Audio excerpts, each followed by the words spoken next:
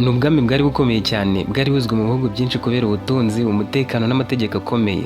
Abacuruzi bavaga kure bazanye imyenda, imibavu n'amabuye y'agaciro mu mujyi wo muri icyo gihugu wari ukomeye. Ingoro y'umwami yari yubatswe mu buryo bwiza cyane, ifite amarembo manini, abarinzi bahagaze ku mpande zose, kandi buri wese winjiraga agombaga kubanza gusuzumwa. Umwami w'icyo gihugu yitwaga Rashidi. Yari umugabo ugeze mu zabukuru, wari warubatse izina kubera ubutwari n'ubuyobozi bukomeye. Yari yararwanye intambara nyinshi akiri muto, aratsinda, atuma ubwami bwe bwaguka. Abaturage baramwubahaga cyane. Ijambo rye ryari itegeko, kandi amategeko y'ubwami bwe yarazwiho kutavuguruzwa. Mu bwami bwe, icyaha cyo guca inyuma uwo mwashakanye cyahanishwaga urupfu. By'umwihariko iyo byabaga ku muntu uri mu rwego rwo hejuru, byafatwaga nk'igisebo ku bwami bwose. Nta muntu wari wemerewe kwitwara uko yishakiye mu by'urukundo, cyane cyane umugore w'umwami. Umwami Rashidi yashatse umugore ukiri muto cyane, amuhitamo umuryango ukomeye w'abatware.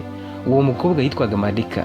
Igihe yamushyingirwaga, Marika yari afite imyaka mike cyane akiri mu bukome bwe.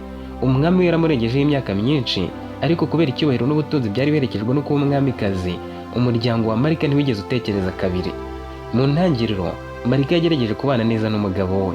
Yari azi neza ko ashobora kutazigera amukunda nk'uko abakobwa bakunda abasore b'ingeri zabo, ariko yumvaga ko inshingano zari ukwitwara neza no kurinda isura y'ingoro. Umwami yaramwubahaga, akamuha ibyo akeneye byose, ariko itandukaniro ry'imyaka byabateraga kutumvikana mu bintu byinshi. Umwami Rashidi yari umuntu uhorana inama z'abakuru, ibiganiro bya politiki n'akazi k'ubuyobozi. Amajoro menshi yayirariraga mu byumba bye akora inyandiko cyangwa yakira abashyitsi. Marika we yasigaranaga irungu mu byumba bye byiza, akagendagenda mu busitani bw'ingoro atagira uwo bavugana mu buryo bwimbitse. Mu ngoro habagamo n'igikomangoma, murumuna w'umwami witwaga Jalali al-Rashid. Jalali yari umusore w'uburanga budasanzwe.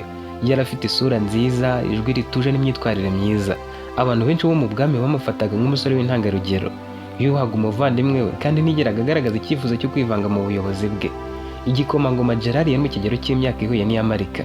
Ibyo byatumaga iyo babaga bahuriye mu birori cyangwa mu biganiro byoroheje byo mu ngoro, baganira mu buryo buboroheye kurusha uko yaganiraga n'umwami. Icyo gihe ntihari hagaragaye ikintu kibi. Byasaga nk'ibiganiro bisanzwe by'abantu bafitanye isano, babanye mu muryango umwe. Ariko buhoro buhoro, umwamikazi Marika yatangiye kumva ko Jalali amwumva kurusha umugabo we. Yamusangaga mu busitani, bakaganira ku buzima, ku ndoto no ku byifuzo by'ahazaza. Jalali ntiyigeze abanza kubitekerezaho nabi.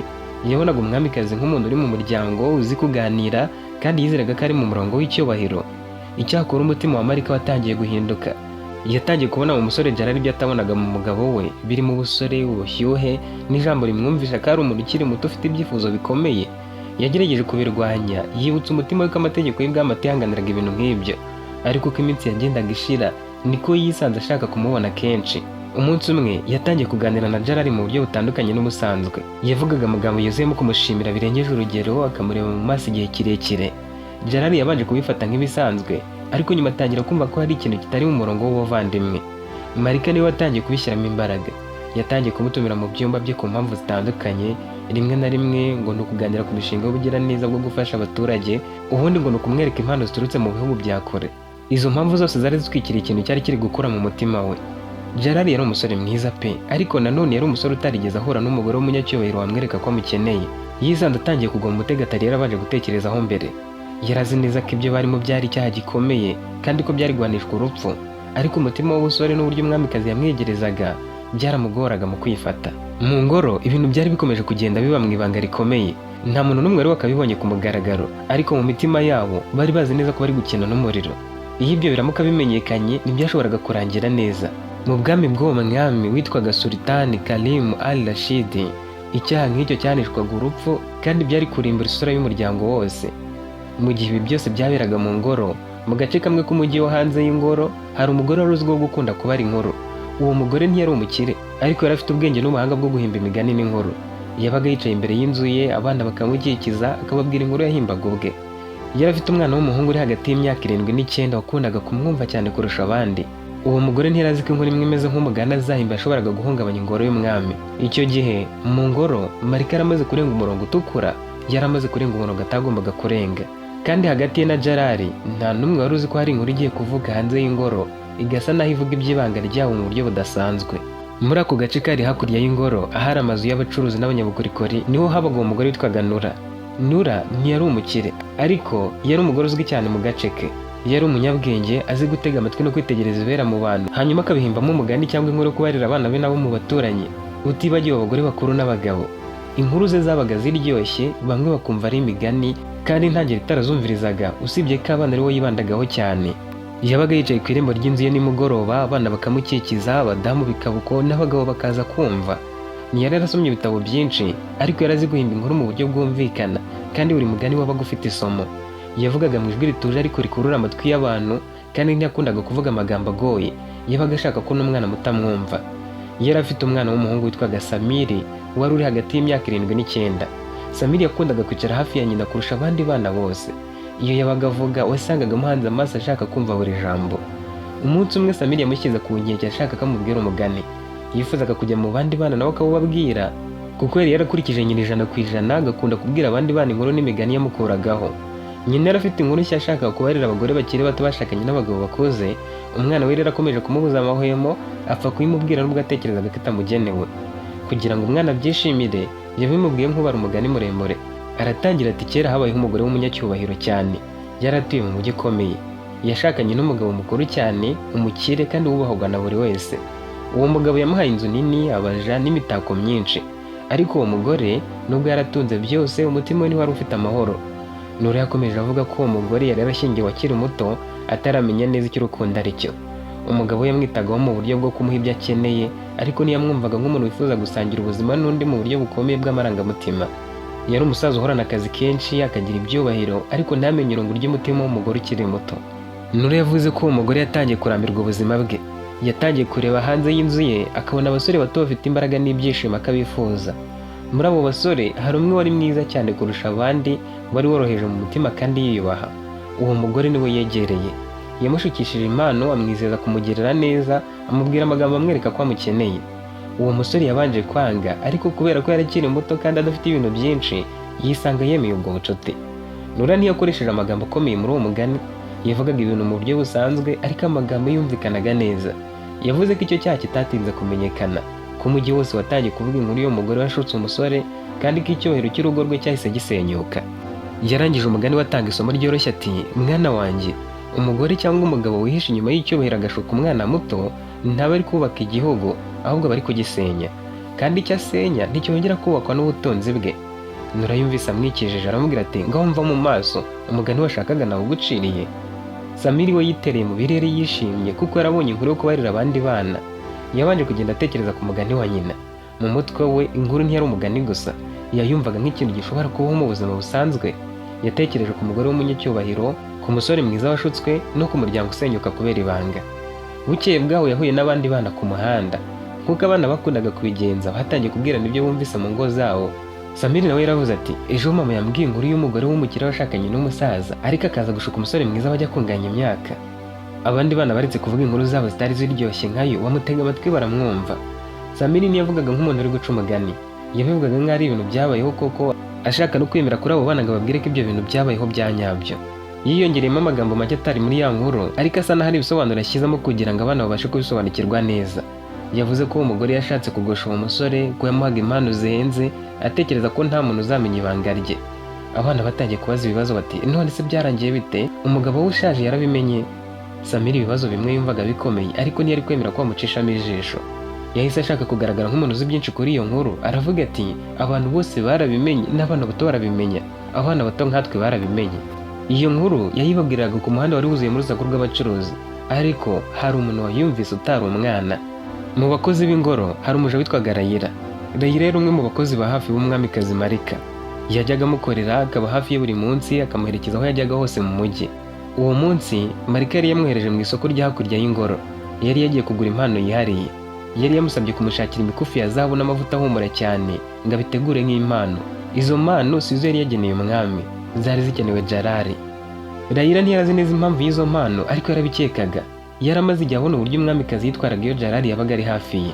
Ntiyari yarigeze abitekerezaho cyane, kuko mu ngoro abakozi batagombaga kwinjira mu ibanga ry'abatware. Ari mu nzira agaruka rero, yanyuze aho bana bari kuvugira iyo nkuru.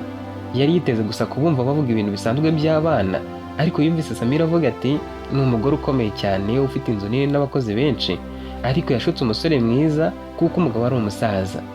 Rayira yarahagaze. Yumvise iryo jambo ngo umugabo ari umusaza, n'irindi ngo umusore mwiza, umutima we utangira gutera cyane.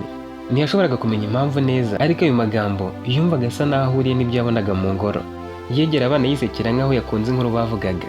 Yababajije mu ijwi risanzwe ati ninde wabwiye iyo nkuru? Samiri yaramwenyuye mu buryo bwo kumwiyemeraho no kwemera kuri abo bana bandi ko yababwiye inkuru nziza ikurura n'abantu bakuru. Asubiza atuje ati mama niwe wayimbwiye.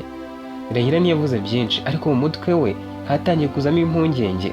Yaribajije ati niba abana bato bashobora kuvuga inkuru isi itya, ese abantu bakuru bo bimeze bite? Haba hari ababonye ibibera mu ngoro bakaba ari bo babishyize hanze? Umwamikazi cyangwa azakeka ko ari njye wabivuze kuko njya mbabona. Yakomeje inzira igaruka ku ngoro, ariko umutima we uramubujije amahwemo kubera gutera cyane. Yari azi ko mu bwami bwawo amagambo ashobora guhinduka ibibazo bikomeye, kandi ntiyari azi ko ayo magambo y'abana ariyo yari agiye gukoma ku mutima w'umwamikazi kurusha ibindi byose. Ageze mu ngoro ntiyahise ajya kureba umwamikazi. Yabanje kwicara akanya gato mu cyumba cy'abakozi atekereza ku byo yumvise. Mu bwami bwawo inkuru zari ibintu bikomeye. Hari inkuru umuntu yavugaga zikamwicisha. Yaribajije ati ese niba ari umugani koko cyangwa ari inkuru gusa? Ariko umutima we wamubwiraga ko atari ibintu byavuzwe kubw'impanuka. Yinjiye kwa Marika nk'uko yari asanzwe amwubaha cyane. Umwamikazi we yari yicaye imbere y'indorerwamo nini, Rahira amushyikiriza imikufi na ya mavuta yari yamuguriye. Umwamikazi yarebye ukuntu yari ikozwe muri zahabu nziza aramwenyura, aramubwira ati Rahira, wahisemo neza. Uyu munsi ndashaka ko ibintu byose biba byiza. Rahira yumvise umutima w'umusimbutse. Iryo jambo ngo uyu munsi ryamubereye nko gukubitwa n'inkuba. Yatekereje kuri Jalali, abanza kwifata, ariko amaherezo aravuga ati nyiricyubahiro, uyu munsi numvise inkuru ku isoko. Inkuru y'umugore w'umunyacyubahiro washakanye n'umusaza, ariko akaza gushuka umusore mwiza. Umwamikazi yahise ahindura isura. Ntiyavuze ijambo na rimwe, ariko ukuboko kwe kwari gufashe umudari wa zahabu kwahise gutitira. Yaramubajije ati inkuru? Noneho yamubajije buhoro ati ninde wayivugaga? Nawe ati ni abana bato. Yakomerejeho ibyo yari yabumvanye byose. Ayo magambo yahise akomaga ku mutima w'umwamikazi Marika kurusha uko Rahira abitekerezaga. Yamusubirijemo ati abana? Mu bwami abantu bakuru bashoboraga guceceka kubera ubwoba, ntibavuga inkuru bumvise. Iyo bamenye inkuru nk'iyo yanakwicisha umuntu bakaryumaho bakicecekera. Ariko abana bavugaga ibyo bumvise batitaye ku ngaruka. Umwamikazi yarebye Rahira mu maso ashaka gusoma niba hari ikindi kintu azi, ariko Rahira yaricishije bugufi, yubitse umutwe amaso ari kureba hasi. Ntabwo byari byemewe kurebana n'umwamikazi mu maso. Mu mutima wa Marika hatangiye kuzamo igitekerezo giteye ubwoba. Yibaza ati ese hari abatubonye? Haba hari umuntu watubonye akabivuga? Yahise asezerera Rahira amusaba gusohoka mu cyumba. Amaze gusigara wenyine, ibitekerezo bye byari karaze, umutima uramurya, yumva umubiri we umutengushye. Indorerwamo yamugaragarizaga isura ye nziza yamurikaga imbere ya Jalali agatwarwa. Imyenda myiza yari yambaye yuzuye icyubahiro ahantu hose. Yatangiye kubona ntacyo bimaze, abona ntacyo biraba bikivuze mu gihe umwami yamenya ko inkuru y'ibyo akora yamenyekanye ikagera no mu bana. Yibwiraga ko ahubwo umwami ayizi. Impungenge zari zose. Yibutse amagambo Samiri yavuze, Rahira yamusubiriyemo arivugisha ati abantu bose barabimenye, n'abana bato barabimenye. Iyo nteruro yakomeje kumuza mu mutwe kenshi, imuca intege cyane. Ku rundi ruhande rw'umujyi, Samiri ntiyari azi ko amagambo ye amaze kugera aho atatekerezaga. Yari yishimiye gusa ko inkuru yari yakunzwe. Abandi bana bari bamushimagije, bakomeje kugenda bibwira abandi bana bahuraga nabo. Ariko icyo gihe umwe muri abo bana, wari umwana w'umwe mu bacuruzi bakoranaga bya hafi n'ingoro, yatangiye kubitekerezaho cyane. Uwo mwana yumvaga se ajya mu ngoro kenshi, arivugisha ati ndaza kumubaza iby'uwo mugore w'umunyacyubahiro, wasanga wamuzi. Ntiyigeze abwira bagenzi be ibyatekerezaga. Ariko nimugoroba ageze mu rugo, yasanze se yicaye ari kubara amafaranga kuri uwo munsi. Yabanje kwifata, ariko amaherezo aravuga ati data, ese wabuze inkuru y'umugore w'umunyacyubahiro washakanye n'umusaza ariko agashuka umusore ukiri muto? Se yaramurebye aramwenyura, aramubaza ati wa mwana we, iyo nkuru ni bwoko ki? Wayumviye he? Umwana aramusubiza ati ku muhanda. Bavuga ko abantu bose babizi, n'abana bato barabimenye. Iryo jambo ryatumye se ahagarika kubara amafaranga. Mu mujyi amagambo nk'ayo ntiyavugwaga kubw'impanuka. Se w'uwo mwana koko yari umwe mu bacuruzi bakundaga kwinjira mu ngoro.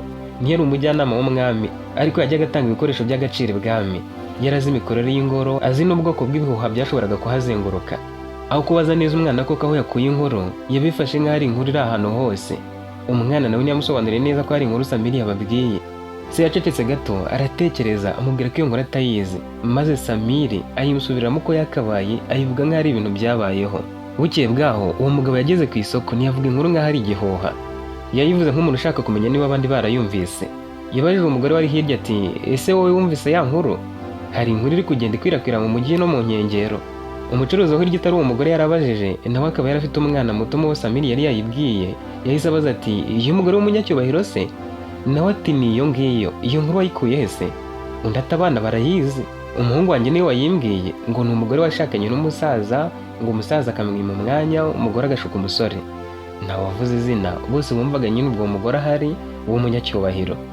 Mu minsi 2 gusa iyi nkuru ntiyari ikiri y'abana, kandi abantu bari batangiye gukekeranya mu bagore b'abakire waba warakoze ibyo bintu, akaba yarashukaga abana b'abasore kuko umugabo we yari umusaza. Abagore bato bari barashakanye n'abagabo bakuru, abajyaga babaca inyuma, imitima yatangiye guhinda umushyitsi, aho banyuze hose bakibwira ko ari iyo nkuru ivugaho, ko ari uwayimenya akabivuga.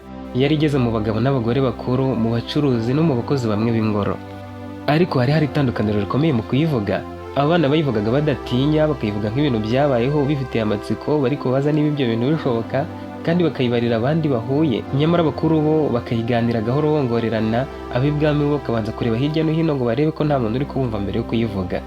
Bamwe batangiye kubihuza n'umwami n'umwamikazi, ariko nanone bakibuka ko hariho abagore benshi bari babayeho muri ubwo buzima, barashakanye n'abagabo bakuze.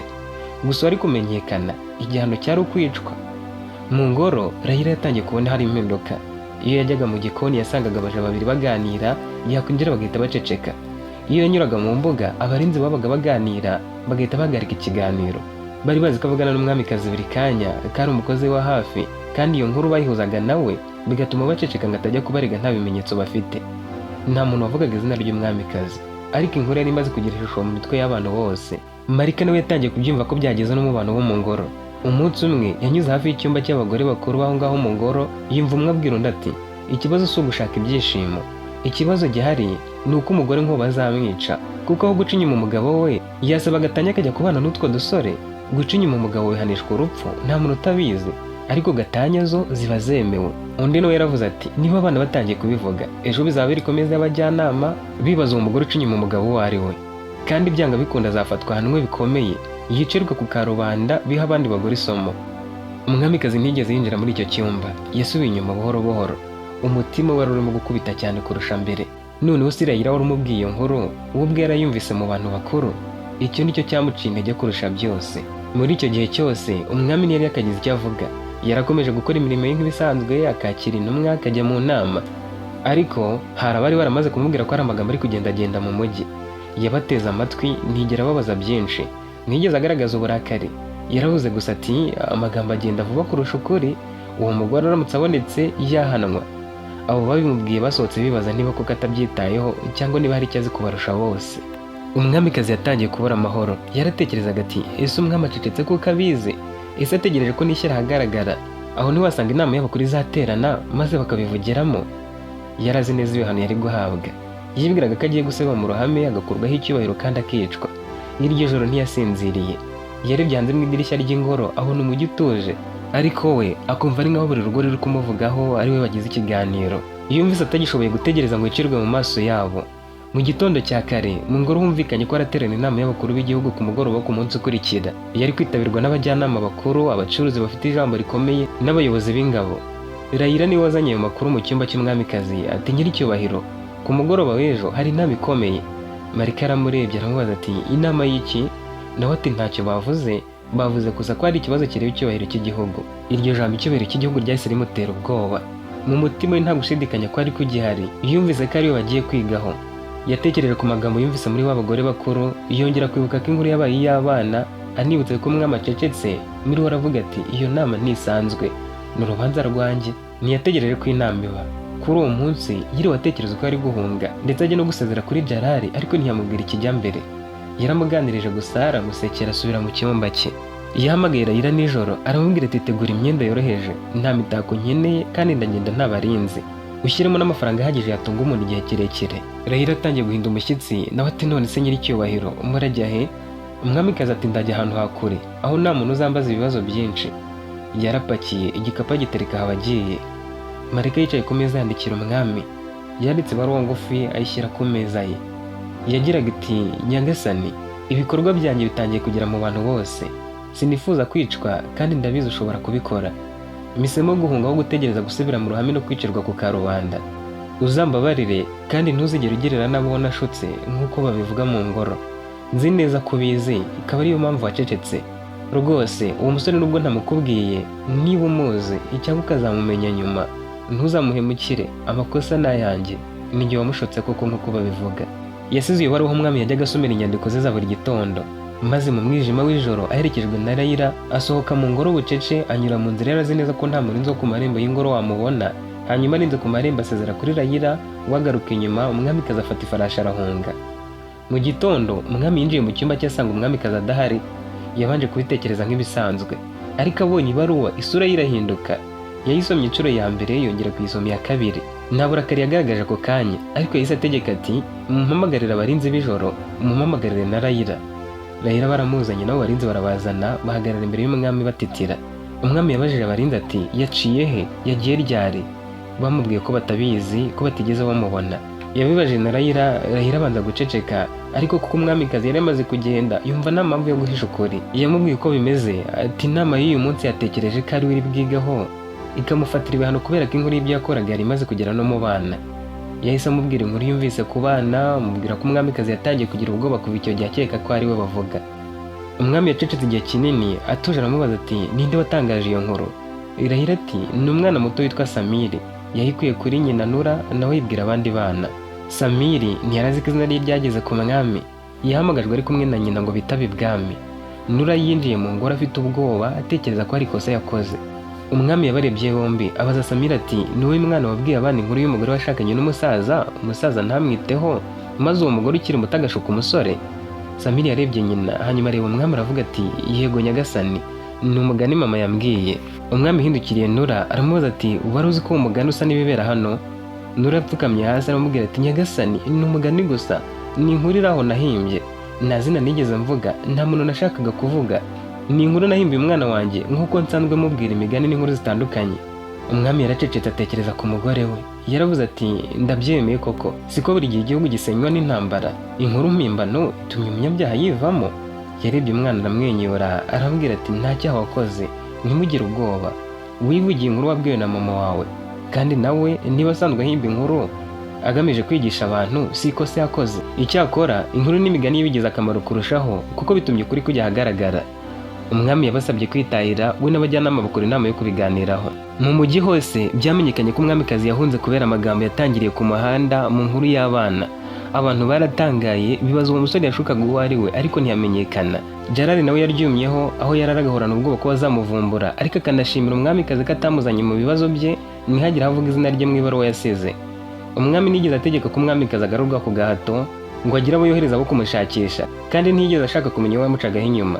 Mu gihe inkuru yari ikomeje kuba ikimenya bose mu mujyi no mu nkengero, umwami yatumyeho Nura n'umuhungu we Samiri. Yategetse ko Nura ahabwa inzu nziza yo kubamo hafi y'ingoro, kugira ngo ajye yigisha abana inkuru irimo amasomo, ababwire inkuru zifite icyo zihindura mu mitekerereze yabo. Samiri nawe umwami yategetse ko ajya kwigira mu ishuri ry'abana b'abajyanama, kuko yabonye ko afite ubwenge n'ubushobozi bwo gufata mu mutwe vuba, kandi akamenya kubwira abandi ibyo azi, yewe ibyo avuze bikizerwa kandi bikagera kure. Nyuma yaho umwami yateranyije inama y'abakuru, ya nama umwamikazi yari yaratinye. Nubwo yari kwiga ku zindi ngingo, muri iyo nama umwami yaravuze ati umwamikazi yahunze kubera ubwoba, atari ukubera urubanza twari twateguye. Nta muntu watumye ahunga, kuko njye ntari nzi ibyo ahoramo. Ubwoba nibwo bwabimuteye. Yatangaje ko atazategeka akagaruka ku gahato, aravuga ati niba azagaruka azagaruke ku bushake bwe, kandi naza nzamwakira ntacyo nzamutwara. N'abatazagaruka igihugu kizakomeza imigambi yacyo nk'ibisanzwe. Ku bijyanye na wa musore, umwami nigeze ategeka ko ashakishwa ngo ahanwe cyangwa ngo wenda mumenye. Yaravuze ati iyo umusore ashyizwe mu kigeragezo kirenze imbaraga ze, si uba ari ikibazo cya mbere, uwo mugore ni uba ari ikibazo. Hanyuma yahagaze imbere y'abakuru bose avuga ijambo rikomeye ati abakobwa bashaka abagabo babaruta cyane, bakurikiye ubutunzi gusa, bakwiriye kumenya ko zahabu itavura irungu. Ubukire butanga inzu nziza, ariko ntibutanga umutima uhuza n'undi. Yongeyeho ati kandi abagabo bakuze bafite ububasha n'ubutunzi bakwiriye kumenya ko gushaka umukobwa muto bitari ukumugura. Niba atamwitaho nibo muha umwanya n'urukundo, bazatangara niba bamusanga kure yabo yabasize nk'uko byangendekeye. Yasoje agira ati urugo rushobora kubakirwa ku bintu, ariko rurindwa n'ukuri kandi rukarindwa n'urukundo. Iyo ukuri n'urukundo bibuze, byose birahungabana. Gusa iyi nkuru y'umwana muto sinavuga ko yasenye igihugu kuko umwamikazi yahunze, ahubwo yatwigishije isomo. Samiri yakomeje gukura akundwa n'abana n'abakuru kubera amagambo ye yabaga yuzuyemo ubwenge. Nyina Nura yakomeje kubara inkuru aca n'imigani, ariko noneho abantu bumvaga neza ko umugani ushobora guhindura ibitekerezo by'abami. Iri ni ryo herezo ry'inkuru yacu. Niba wayikunze usiga igitekerezo. Nk'ibisanzwe nta murukari mukomeje kubana, nkaba ari nanjye tubana kuri channel yitwa Musekura Jean mu nkuru z'urukundo. Niba utarakora subscribe kuri iyi channel, ubitekerezeho urebe niba wabikora, bizatuma udacikwa n'izindi nkuru z'abana bagize ubutwari bukomeye, abantu batari bitezwe bakoze ibidasanzwe, n'izindi zo muri ubu bwoko musanga kuri iyi channel. Naho ubutaha.